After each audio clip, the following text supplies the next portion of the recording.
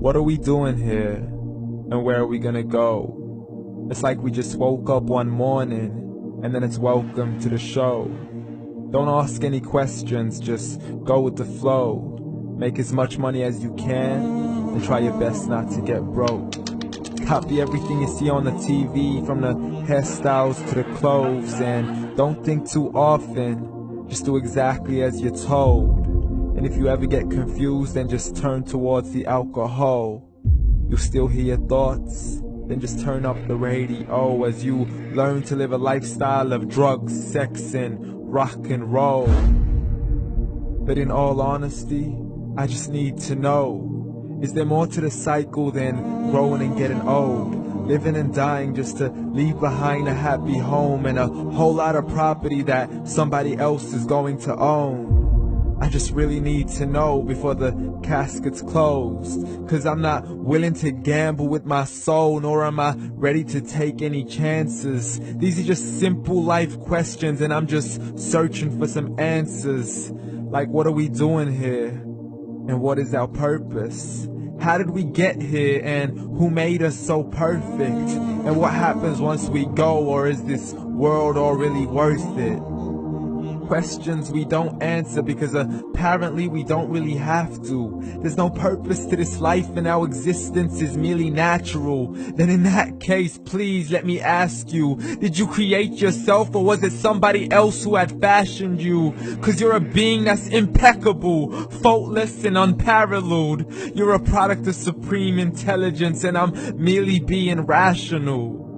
For there isn't a camera on this earth that can come close to the human eye, nor a computer that can compete alongside the human mind. And if the whole world was to come together, we wouldn't be able to create a single fly.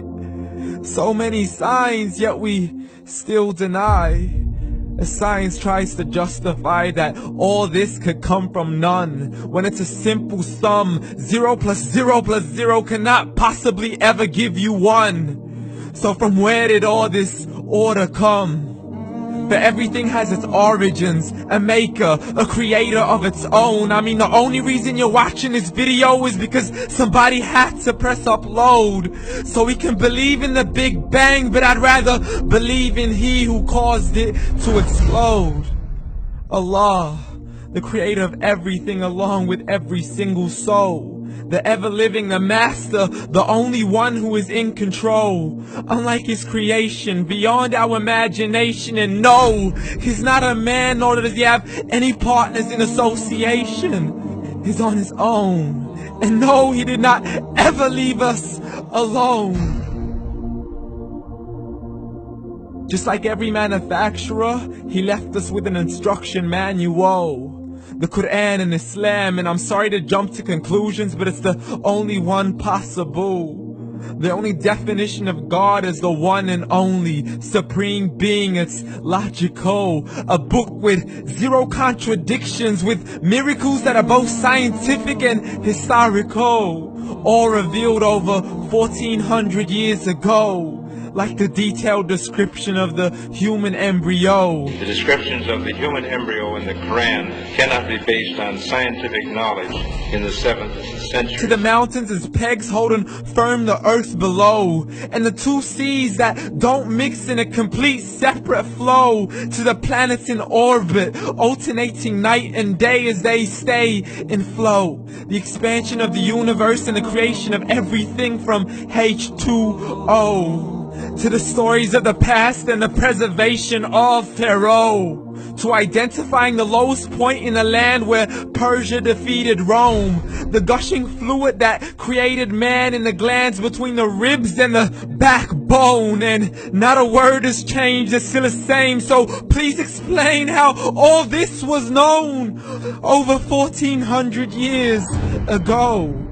To a man who couldn't read or write, as he would recite whatever the angels spoke. And if you still don't believe, please try to come up with something that's even close.